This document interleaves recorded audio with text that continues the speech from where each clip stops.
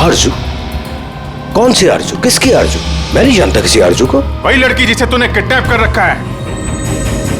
Oh sorry, भूल गया था। कहां रखा है उसे?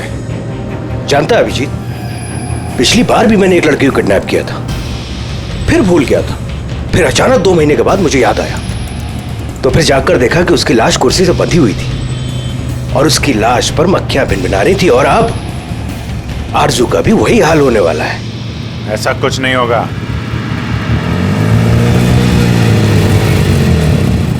कहां है आरजू?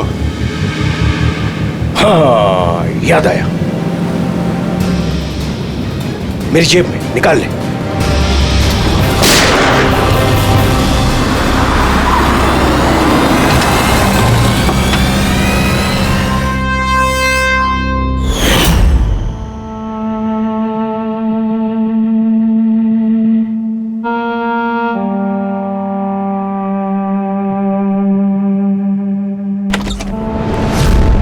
My God!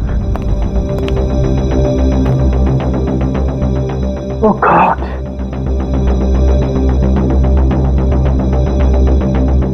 मुझे तुम जैसे जिम्मेदार ऑफिसर से ये उम्मीद नहीं थी मुरली। तुम्हारी निगरानी में ये हो कैसे गया? कैसे? हाउ? गलती मुरली की नहीं, मेरी है। ये सब मेरी वजह से हुआ है।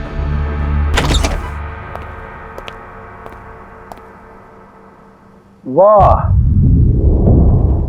वाह, क्यों एसीपी साहब, बड़ा गर्व हो रहा होगा आपको। तो इतिहास में पहली बार किसी सीआईडी ऑफिसर के हाथों खून हुआ है, और वो भी एक सरकारी गवाह का। चैन साहब, आपको जो कुछ कहना है मुझे कहिए। अपराध मैंने किया है। तुमसे नहीं, एसीपी प्रद्युम्न से ही बात करूंगा, क्योंकि अगर सीआईडी की नाक कटती है, फाइनली सारी जिम्मेदारी प्रद्युम्न के कंधे पर ही आती है।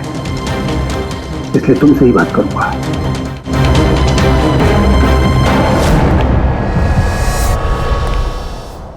कैसे हुआ ये सब? पता नहीं सर कैसे हो गया। मैं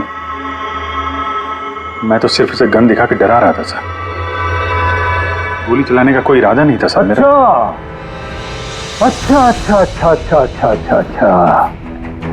तो तुम सिर्फ गन दिखा रहे थे, हाँ? और गन अपने आप चल गई। तुम सीआईडी ऑफिसर हो या कोई नौसिखिए? I mean amateur shooter. मैं पहला सवाल, तुम वहां गए क्यों थे? जब कानून अपना काम कर रहा था तो तुमसे किसने कहा था बीच में टांग अड़ाने के लिए? जैन जी प्लीज, आप जरा शांति से बात कीजिए। अभिजीत एक सीआईडी ऑफिसर है, कोई राह चलता आदमी नहीं। देखो, अभिजीत मेरे लिए सिर्फ और सिर्फ एक मुजरिम है, मकरंद की तरह। हाँ, वैसे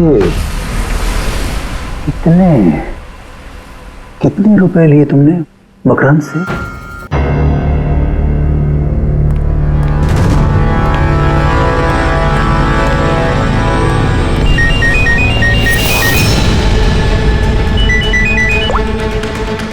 यस सर। जी सर, ऑफिस में ही। हाँ, उसी को इंटरोगेट करने जा रहा हूँ। पता है सर, वो क्रिमिनल नहीं है, लेकिन क्रिमिनल कोई माँ के पेट से पैदा तो होता नहीं है। मजबूरी, हालात, लालच क्रिमिनल पैदा करते हैं। देखते हैं इसे किसने क्रिमिनल बनाया।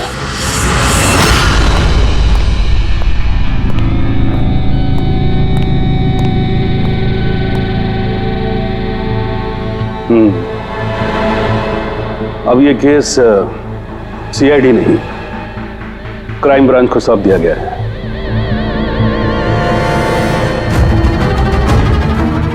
अपनी सफाई में कुछ कहना चाहते हो?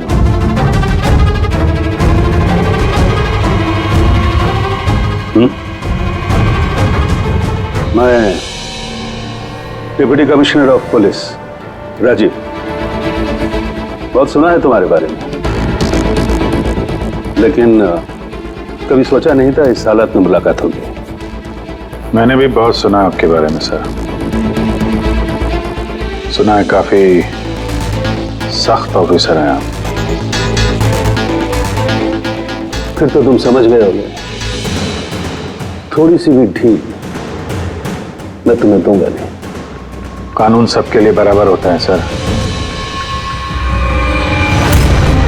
अगर मैंने गुनाह किया है तो सजा का उतना ही हकदार हूं जितना कि कोई आम मुजरिम। विक्रांत को क्यों मारा तुमने? उसे मारने की कोई वजह नहीं थी मेरे पास। अच्छा, तो फिर गोली क्यों चले?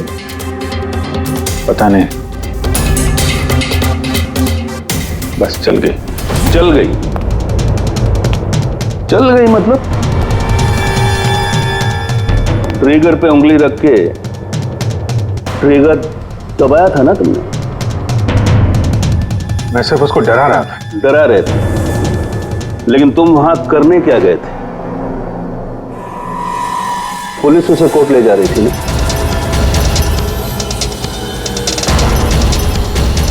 मेरे वहां होने की वजह जानने के लिए आपको सर मेरा और विक्रांत का इतिहास जानना होगा। बरसों से 36 का आंकड़ा चल रहा है हमारा। कई बार वो मेरे हाथ आते आते रह गया, लेकिन इस बार मैंने उसे पकड़ लिया।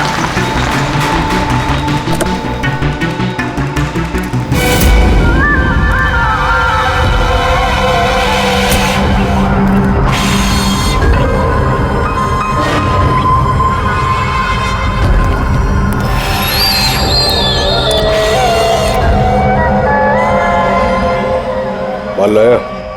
जी, आपने जितना बोला था उतना है।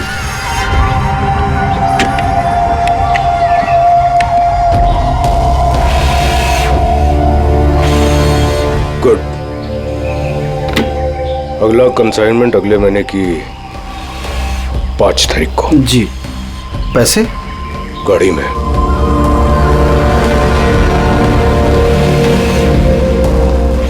क्या बात है, इतना पसीना क्यों आ रहा है? पसीना? नहीं तो। जिस स्कूल में तुझे एडमिशन नहीं मिला था ना, उस स्कूल का हेडमास्टर था मैं। क्या छुपा रहा है? नहीं, कुछ भी नहीं। ओह, तो ये बात है। किसने भेजा? सीआईडी को बुलाया तूने? विक्रांत को धोखा देना बहुत महंगा पड़ेगा तुझे।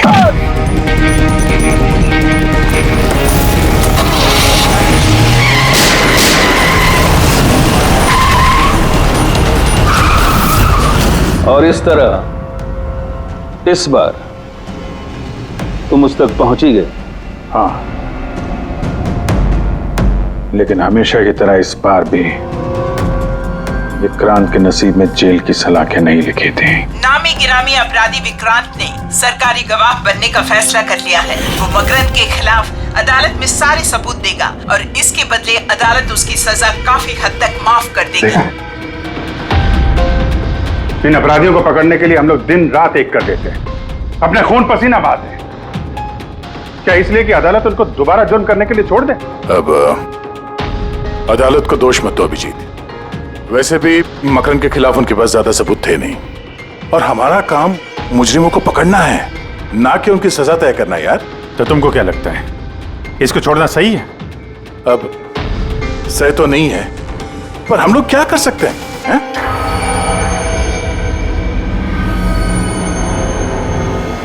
कर सकते हैं दया, बहुत कुछ कर सकते हैं। बहुत बड़े बड़े मुजरिम देखे हैं मैंने सर, पर ये विक्रांत कुछ अलग ही था। हर बार कुछ ना कुछ करके बच ही जाता। तो इस बार उसका बच निकलना तुम्हें मंजूर नहीं था, क्यों?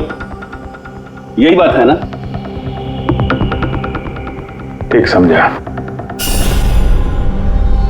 इसलिए जब मुझे पता चला कि इस केस का इंचार्ज मेरा पुराना दोस्त मुरली है, तो विक्रांत से मिलना है मुझे। यार सिर्फ 10 मिनट। अभिजीत, तुम ये जानते हो कि ये मुमकिन नहीं है। This doesn't fit into any kind of protocol. मैं तुम्हें परमिशन नहीं दे सकता। परमिशन? वो आरती याद है तुम्हें? बीकॉम सेकेंड ईयर की स्टूडेंट, कैसे तड़पा तड़पा के मारा था उसने। किसने परमिशन दी थी उसे ऐसा करने के लिए? और वो 80 साल की बूढ़ी औरत जिसे आंख से दिखता नहीं था, उसके हाथ पांव काट दिए थे उसने। एक 8 साल के बच्चे तक को। अभिजीत, मैं उसकी पूरी केस हिस्ट्री को जानता हूं। फिर तुम ये भी जानते होगे किसी भी जेल में 15-20 दिन से ज्यादा नहीं टिकता ये विक्रांत। यार मेरा उससे मिलना बहुत जरूरी है। एक लड़की का किडनैप हो गया, पिछले 2 महीने से नहीं मिल रही है। सिर्फ विक्रांत जानता है कहां है वो। यह लड़की की जिंदगी का सवाल है, समझो यार, सिर्फ 10 मिनट। ठीक है, लेकिन सिर्फ और सिर्फ 10 मिनट। तो इस तरह तुम विक्रांत की वैन तक पहुंचे, लेकिन तुम्हें तो सिर्फ उस लड़की के बारे में जानना था ना। ये सब कैसे हो? ये सच है सर, मैं सिर्फ लड़की के बारे में जानने गया था।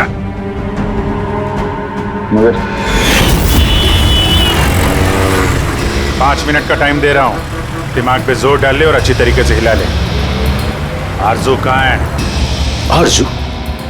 कौन सी आरजू? किसकी आरजू? मैं नहीं जानता किसी आरजू को। वही लड़की जिसे तूने किडनैप कर रखा है। ओह सॉरी, भूल गया था। कहां रखा उसे? जानता है अभिजीत, पिछली बार भी मैंने एक लड़की को किडनैप किया था, फिर भूल गया था। फिर अचानक 2 महीने के बाद मुझे याद आया, तो फिर जाकर देखा कि उसकी लाश कुर्सी से बंधी हुई थी और उसकी लाश पर मक्खियां भिनभिना रही थी। और अब आरजू का भी वही हाल होने वाला है। ऐसा कुछ नहीं होगा।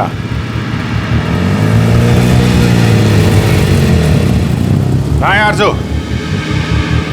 हाँ, याद आया, मेरी जेब में, निकाल ले।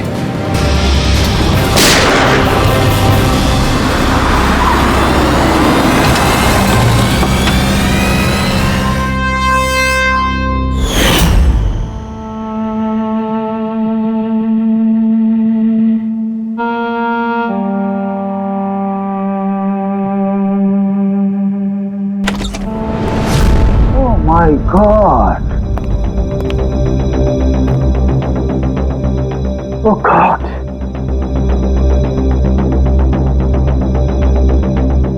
मुझे तुम जैसे जिम्मेदार ऑफिसर से ये उम्मीद नहीं थी मुरली।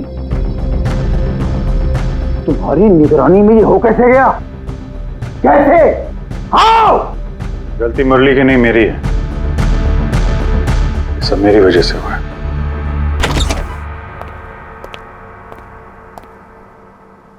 वाह वाह, क्यों एसीपी साहब, बड़ा गर्व हो रहा होगा आपको। तो इतिहास में पहली बार किसी सीआईडी ऑफिसर के हाथों खून हुआ है, और वो भी एक सरकारी गवाह का। चैन साहब, आपको जो कुछ कहना है मुझे कहिए। अपराध मैंने किया है। तुमसे नहीं, एसीपी प्रद्युमन से ही बात करूंगा, क्योंकि अगर सीआईडी की नाक कटती है तो फाइनली सारी जिम्मेदारी प्रद्युमन के कंधे पर ही आती है। इसलिए तुमसे ही बात करूंगा।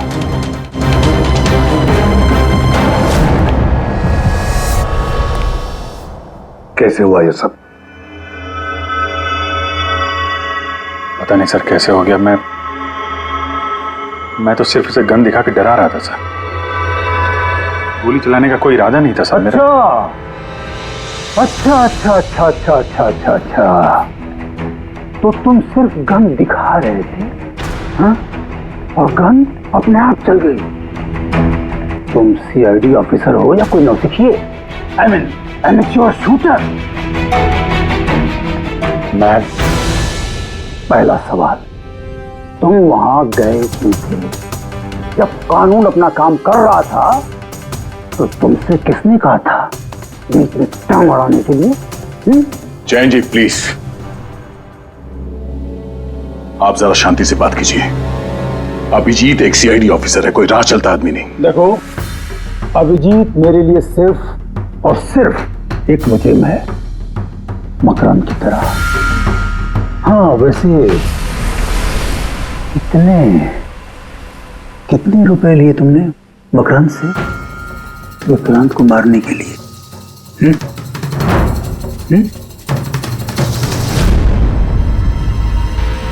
अगर तुम एक वकील ना होते और मैं एक सीआईडी ऑफिसर नहीं होता तो ये सवाल तुम्हें बहुत भारी पड़ता। Oh really? देखो देखो देखो देखो, ऐसे थे प्रदुमन, इसके तेवर तो देखो, फोन करके बैठा है और मुझ जैसे लॉयर को, सीनियर लॉयर को धमकी दे रहा है। ऐसे चार्जेस लगाऊंगा, ऐसे चार्जेस लगाऊंगा, साफ जन्मों तक जेल में बैठ के सोओगे। यही अच्छी सोगे तुम वहां। मानता हूं गोली चलाई मैंने सर, विक्रांत को मार दिया, लेकिन उसे मारने का कोई इरादा नहीं था मेरा। खून सिर्फ खून होता है अभिजीत, इरादा चाहे कुछ भी हो, गलत या सही कोई फर्क नहीं पड़ता। अदालत में ये सब काम नहीं आए। ये प्रोसिक्यूटर, जैन, मीडिया वाले धज्जियां उड़ा देंगे तुम्हारी, धज्जियां। इस जुर्म की सजा भुगतने के लिए मैं तैयार हूं सर, लेकिन जयंत और मीडिया वाले जो मुझ पर इल्जाम लगा रहे हैं मकरंद से मिले होने का, यह मैं कभी बर्दाश्त नहीं कर सकता। अभिजीत, फिर तो तुम्हें कोई नहीं बचा सकता।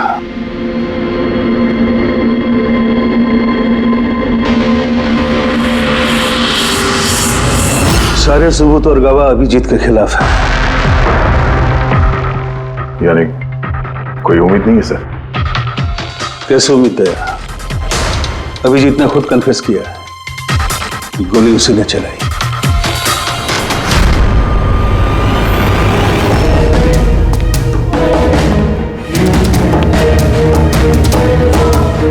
विक्रांत की मौत अभिजीत की गोली से नहीं हुई है बॉस। मतलब ये कि विक्रांत को गोली लगी है ठीक फेफड़ों के नीचे, और जब गोली फेफड़ों के नीचे लगती है तो इंसान की मौत होने में 20 से 30 मिनट लगते हैं, और विक्रांत की मौत तुरंत हो गई थी। एग्जैक्टली। इसीलिए मैं कहता हूं विक्रांत की मौत अभिजीत की गोली से नहीं हुई है, इसकी कोई और वजह है। और क्या वजह हो सकती है? उस वैन में ड्राइवर अभिजीत और विक्रांत के अलावा और कोई नहीं था। एक गोली चली है, वो भी अभिजीत के गन से। उस वक्त वैन के अंदर कोई और नहीं था, और वैन के बाहर तो कोई और हो सकता है।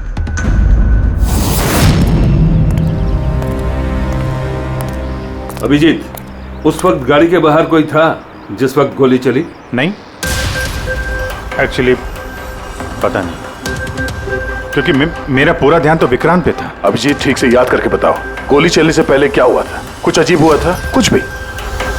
गोली चलने से पहले मैं विक्रांत से बात कर रहा था और हाँ, अचानक वैन को झटका लगा, गाड़ी हिल गई और विक्रांत भी थोड़ा गिर गया और मेरा भी संतुलन बिगड़ गया और गोली चल गई। एक मिनट, झटका लगा? किस तरह का झटका?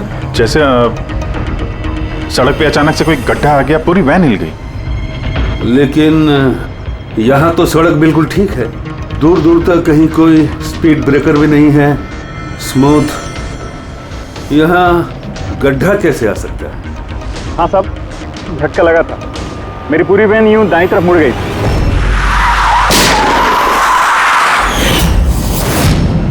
स्टीयरिंग खुद ब खुद घूम गया? हाँ साहब। ये कैसे हो सकता है? साहब, ये तो मुझे भी पता नहीं चला कैसे हो गया। इससे पहले कि मैं वैन को संभाल पाता, पीछे से गोली चलने की आवाज आ गई।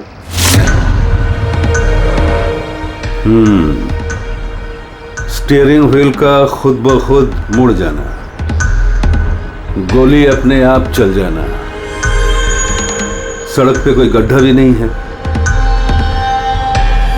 आखिर यहां हुआ तो क्या हुआ?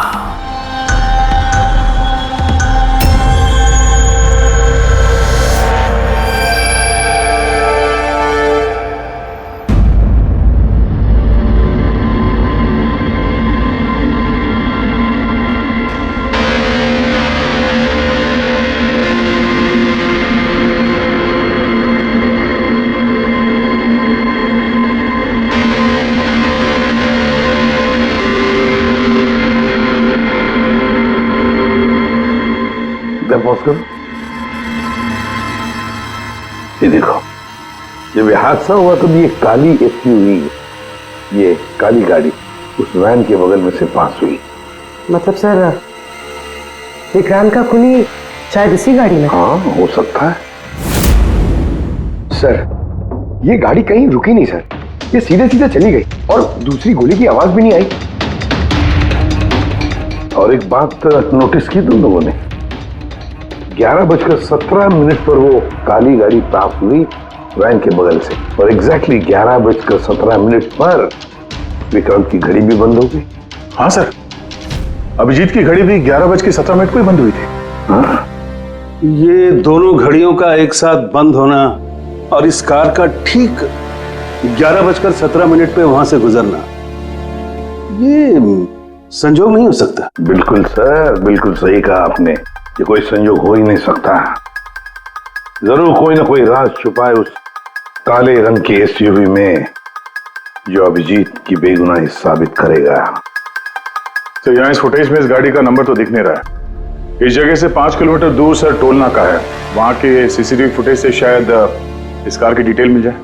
हाँ।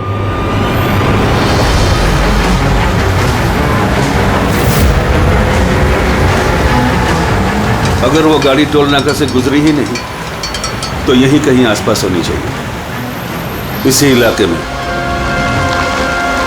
सर, वो देखिए, काले रंग की कार।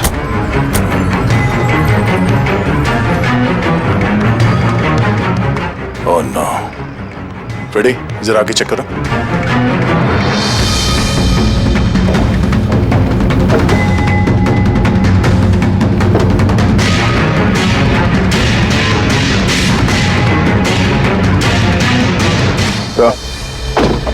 ये वही काली एसयूवी है, जला दी गई है। मतलब गाड़ी में ऐसा जरूर कुछ था जो खूनी मिटाना चाहता था। सर, ना तो नंबर प्लेट दिख रही है और ना ही चेसी नंबर, सारे सबूत मिटा दिए मुजरिम ने।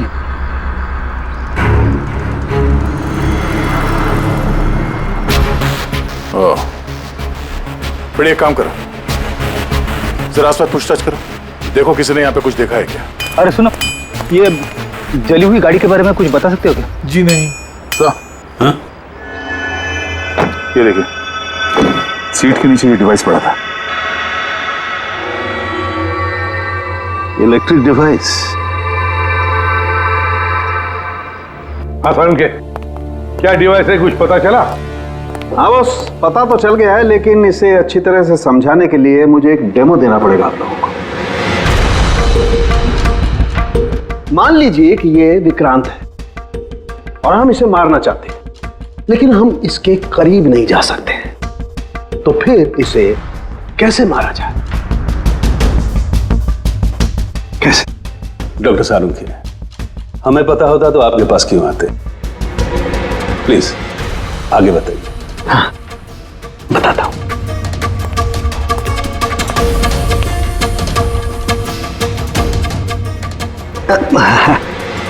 आप थोड़ा पीछे हट जाइए प्लीज। Thank you.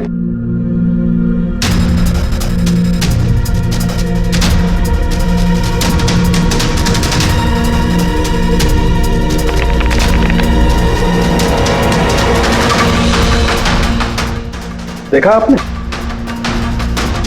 बॉस, बिना नजदीक जाए इसे ऐसे मारा जा सकता है। ये आपने किया कैसे सर? क्योंकि जैसे ही हमें इस डिवाइस के बारे में पता चला, हमने विक्रांत के पुराने मेडिकल रिपोर्ट्स मंगवाए जेल में से। ये स्कैन 2 महीने पुराना है और ये वाला स्कैन ये हमने कल रात को लिया, उसके मरने के बाद।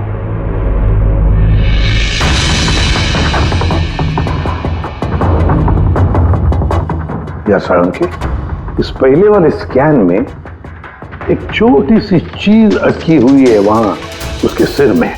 वही चीज इस 2 महीने बाद वाले स्कैन में शिफ्ट हुई है, हिल गई है, पीछे आ गई है।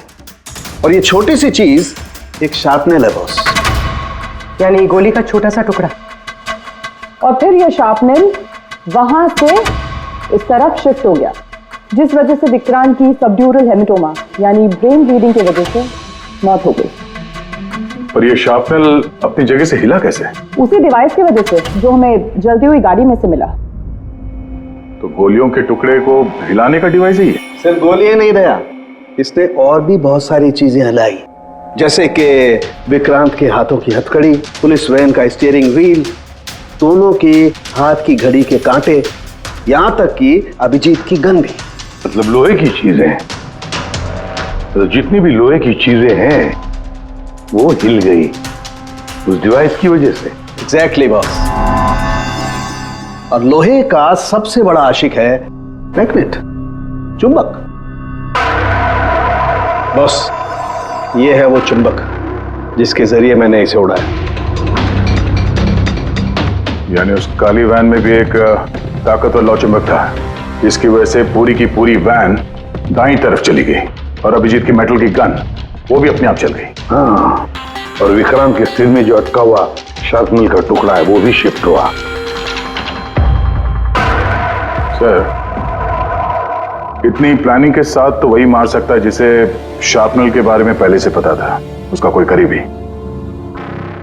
मकरंद, मकरंद मतलब अभिजीत सर बेगुनाह? No, not at all. इतनी जल्दी किसी नतीजे पे पहुंचना ठीक नहीं होगा। मकरंद के खिलाफ जब तक हमको पक्का सबूत न मिल जाए, कानून की नजर में अभिजीत ही दोषी है। मकरंद के खिलाफ सबूत तो वही देगा ना जो विक्रांत के सेफ हाउस के बारे में जानता था, वरना मकरंद को कैसे पता कि विक्रांत किस रास्ते से कोर्ट पहुंचेगा। और विक्रांत की खुफिया जानकारी सिर्फ मुरली और उसके बाकी साथियों के पास थी। आप लोग ऐसा सोच भी कैसे सकते हो सर कि हम में से कोई गद्दारी कर सकता है? जितने ईमानदार आप लोग हैं ना, उतने ईमानदार हम लोग भी हैं। विक्रांत को कहां और कौन से सेफ हाउस में रखा गया था ये सिर्फ आप लोग जानते थे और कोई नहीं। ये सच है ना? हाँ सर, नहीं पता थी। यहाँ तक हमारे घर वालों को पता नहीं थी, तो फिर हम बाहर वालों पे क्यों इल्जाम लगाएंगे? शायद पैसों के लिए किसी ने मकरंद को यह जानकारी दी हो। प्लीज साहब, हम भी पुलिस वाले हैं, जान की बाजी हम भी लगाते हैं। आप इस तरह इंफॉर्मेशन कहीं ना कहीं से तो लीक हुई है मुरली। हाँ सर, एक्चुअली मैं भी वही सोच रहा हूँ, क्योंकि सेफ हाउस में 24 घंटे सीसीटीवी कैमरे लगे हुए थे, तो अगर भी कोई बाहर वाला अंदर नहीं आ सकता। क्या कहा आपने? चाहकर भी कोई बाहर वाला अंदर नहीं आ सकता? हाँ सर। झूठ! बाहर वाला कोई भी अंदर नहीं आया था। हाँ? क्यों? I am sorry sir, actually Jain ji कभी कभी आते थे। कभी कभी जैन जी आते थे? Yes sir. और कभी कभी जैन जी किस लिए आते थे? क्योंकि जैन जी मकरंद को हर हालत में जेल तक पहुंचाना चाहते थे। अच्छा, तो कहीं ये जयंती वो गद्दार तो नहीं है? वैसे भी कुछ ही दिनों में रिटायरमेंट होने वाला था, आखिरी केस था उनका। सोचा होगा संन्यास लेने से पहले थोड़े बहुत पैसे बना लो। सर, हाँ सर, वाकई जयंत ने काफी पैसे बनाए। अभी 10 दिन पहले इसने पुणे में 10 करोड़ का फार्म हाउस खरीदा है। क्या? हाँ सर, ये रहे उस पार्टी के फोटोग्राफ।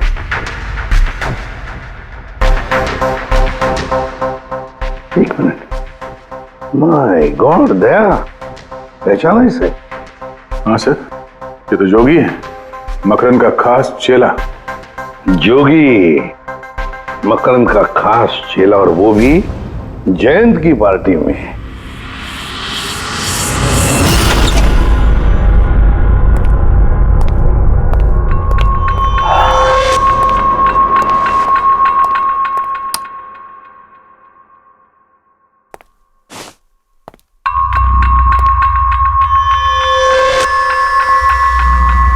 तुम यहां कैसे? और मेरे घर में घुसे कैसे? हाँ?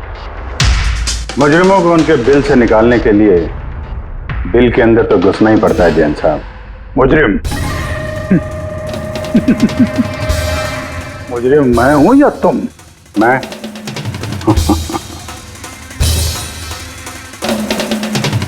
लेकिन ये तस्वीर ये कुछ और ही कहानी कह रही है।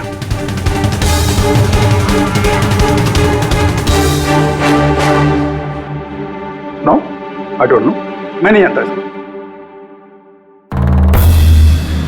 नहीं जानते? कमाल है, बहुत भोलेपन का नाटक कर रहे हो जयंत साहब। मकरंद के पैसों से ये फार्म हाउस खरीद लिया और अब उसके चेले जोगी को पहचानने से भी इनकार कर रहे हो। What nonsense! कौन जोगी? कैसा जोगी?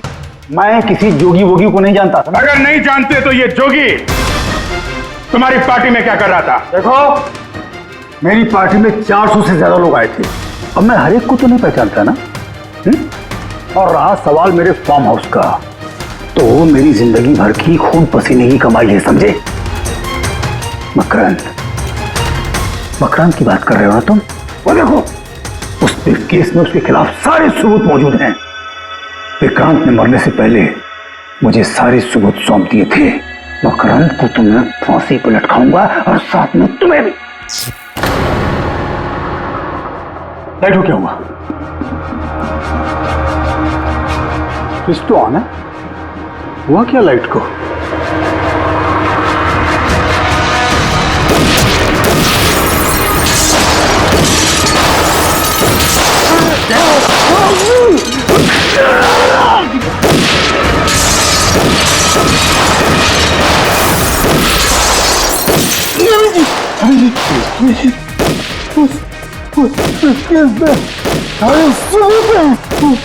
मकान के हाथ नहीं आना चाहिए।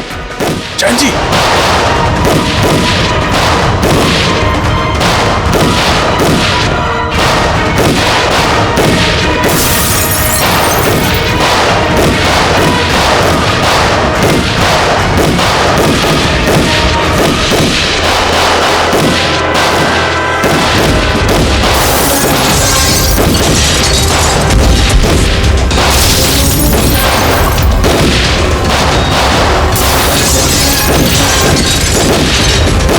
कमाल कर दी तुमने अभिजीत, वाकई कमाल कर दी। पर पूरी मीडिया तुम्हारे जान के पीछे पड़ी है, अब तो उनको लॉटरी लग गई। अब कह रहे जयंत का खूनी अभिजीत है। सर उनके कहने से क्या होता है? आपको पता है मैं निर्दोष हूं सर। लेकिन तुम्हें वहां जाने की जरूरत क्या थी? जैन के घर में, वहां के सीसीटीवी कैमरे में साफ दिख रहा है कि जैन के मौत के वक्त तुम वहां थे। और सिर्फ इतना ही नहीं, अब तो पूरी सीआईडी टीम पर इल्जाम लगा रहे हैं कि हम तुम्हें बचाने की कोशिश कर रहे हैं। इल्जाम तो लगेगा ही ना प्रद्युमन। जयंत मकरंद के खिलाफ नया सबूत पेश करने वाला था अदालत में, और ठीक एक दिन पहले उसकी मौत हो गई। हाँ, लेकिन वो सबूत मुजरिमों के हाथ नहीं लगा सर। मैं लेके आया। जैन से मरने से पहले मुझे ये सारे सबूत सौंप दिए। ये सबूत, ये फोटोग्राफ्स, ये पेपर्स, ये सबूत काफी नहीं है मकरंद को अदालत में सजा दिलवाने के लिए। काफी नहीं है ये सबूत। तो वो पेन ड्राइव से कुछ पता चल सकता है ना? अभिजीत, ये पेन ड्राइव पासवर्ड मांग रही है। जयंत ने मरने से पहले पासवर्ड वगैरह बताया था? नहीं सर, इसके पहले वो कुछ बोल पाते उन्होंने दम तोड़ दिया था। अरे यार,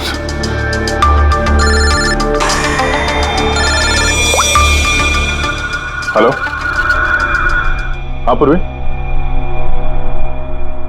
अच्छा, ओके, ठीक है सर। पता चल गया जोगी को जैन जी की पार्टी में कौन लेके गया था। कौन लेके गया था? खुद जैन जी की पीए सोनल।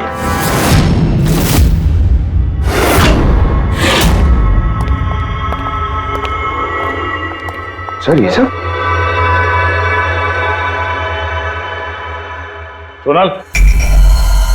सोनल, पूरी तेरे ऊपर चेक कर।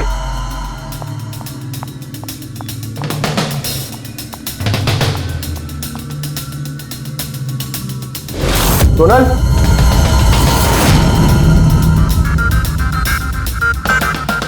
सर अंदर तो कोई भी नहीं। सर कोई नहीं होगा। सर तो सोनल गई कहाँ?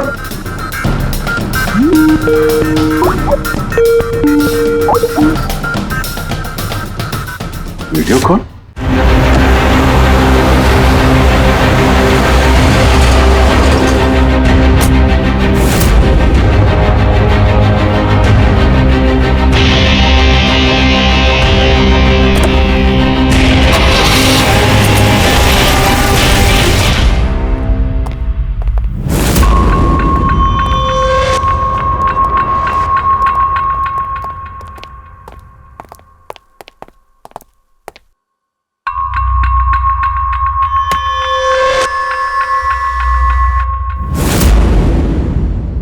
Welcome welcome Abhijit.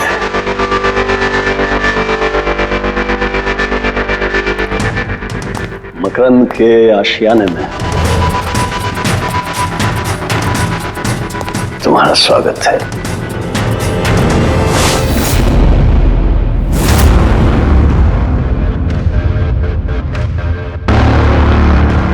सबूत इधर है बॉस।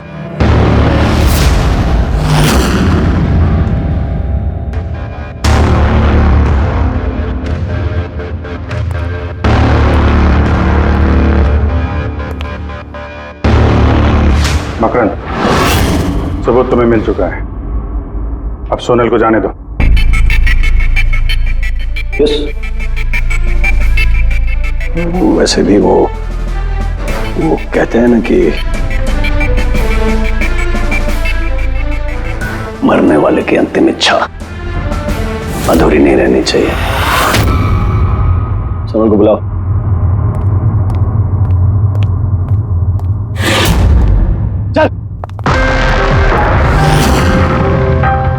सर आप।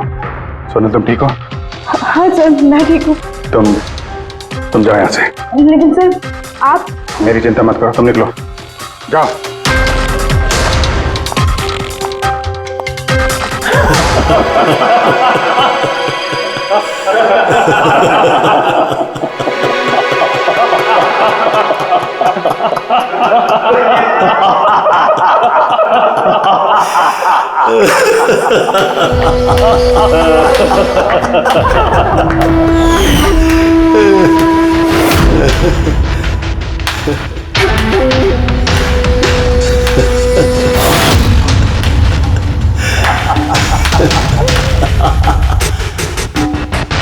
सोनल, तुम भी मानते हो ना मेरे दिमाग को? तुम सीआईडी वालों को भी मैंने चकमा दे दिया।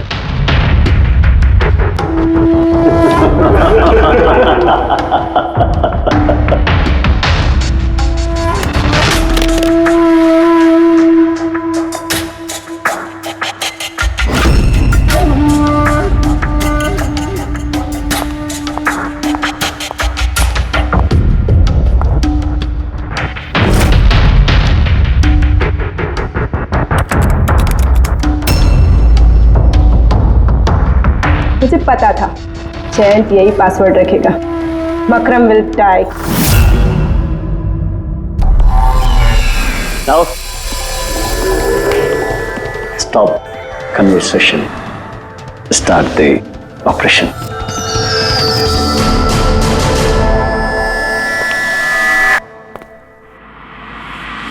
मरने का टाइम हो गया।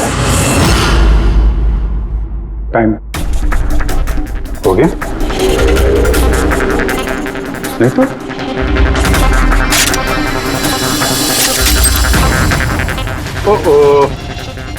मैग्नेट,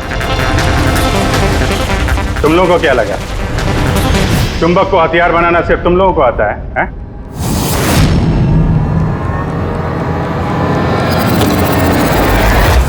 इस ब्रीफ केस में वैसा ही चुंबक है जैसा तुम लोगों ने उस गाड़ी में लगाया था विक्रांत को मारने के लिए।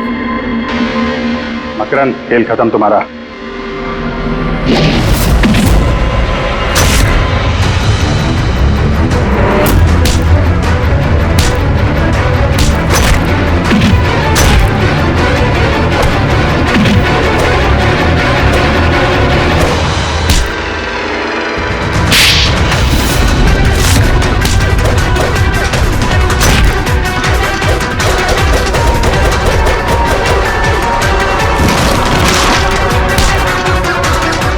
पैसों के लिए अपने बॉस को धोखा दिया? हाँ?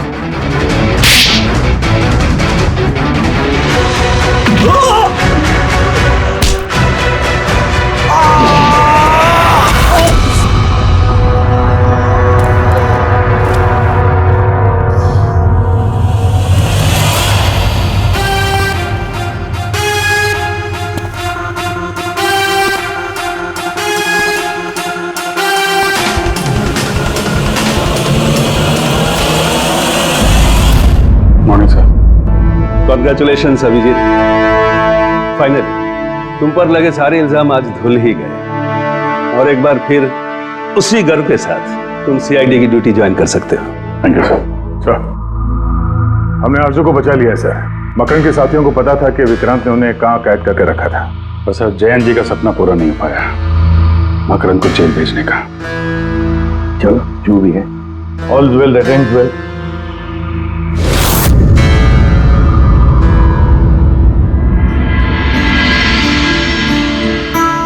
संभालो अपनी अमानत को।